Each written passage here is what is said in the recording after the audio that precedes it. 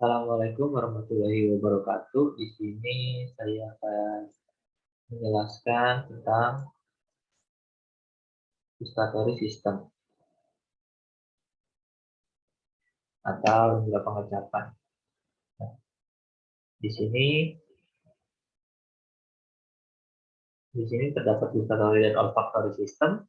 Nah, kedua sistem itu yang sensitif terhadap substansi kimiawi, nah, sehingga disebut juga chemical sense.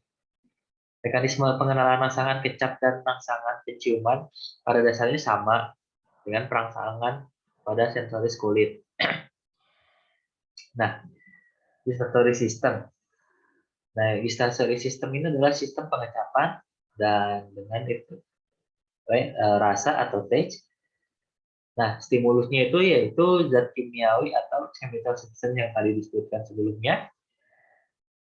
Pada dasarnya semua juga termasuk zat kimia. Makanan dan air juga termasuk zat kimia. Yang ada di mulut juga termasuk cairan-cairan yang ada di mulut juga termasuk zat kimia. Nah, reseptor taste ada di tasty buds. Nah, kemudian papillae berada di permukaan lidah. Kategori rasa pada gustatory system itu terdapat asin, rasa asam, manis, pahit. Selanjutnya, bagaimana rasa yang kompleks? Nah, rasa yang kompleks adalah rasa yang lebih dari satu rasa. Nah, di sini adalah organ pengecapan.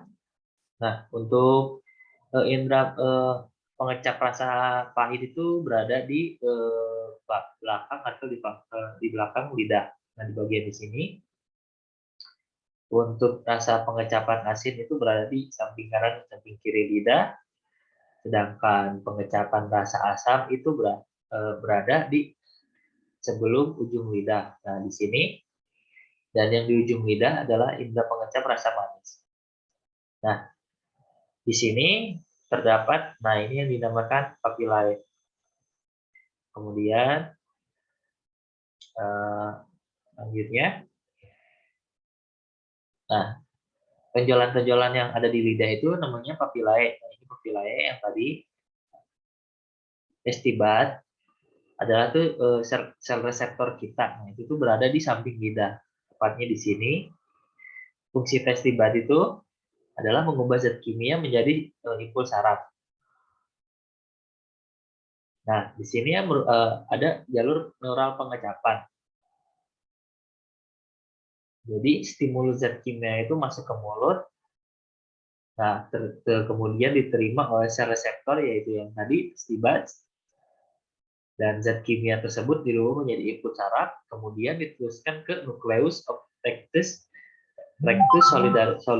solitarius atau MTS, kemudian menyusul ke medula, diteruskan ke pons, diteruskan kembali ke lateral hypothalamus, di amigdala, kemudian diteruskan kembali ke ventral posterior thalamus.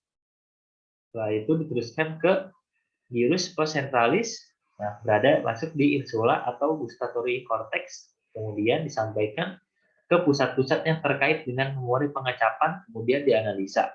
Nah, begitu merupakan jalur neural pengecapan.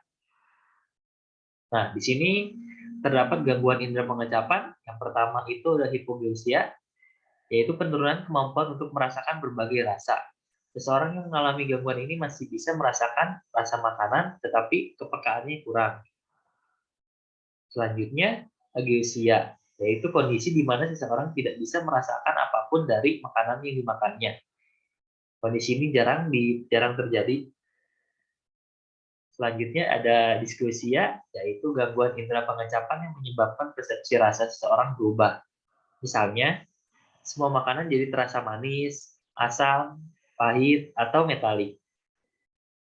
Kemudian, aliageusia, yaitu ketika makanan atau minuman yang biasanya terasa lezat mulai merasa tidak enak. Dan yang terakhir adalah pantogeusia, yaitu kondisi yang membuat seseorang berhalusinasi tentang rasa tertentu atau mencicipi sesuatu yang sebenarnya itu tidak ada. Nah, itu merupakan gangguan indera pengecapan. Mungkin sekian yang bisa dapat saya sampaikan dalam Discovery System. Assalamualaikum warahmatullahi wabarakatuh.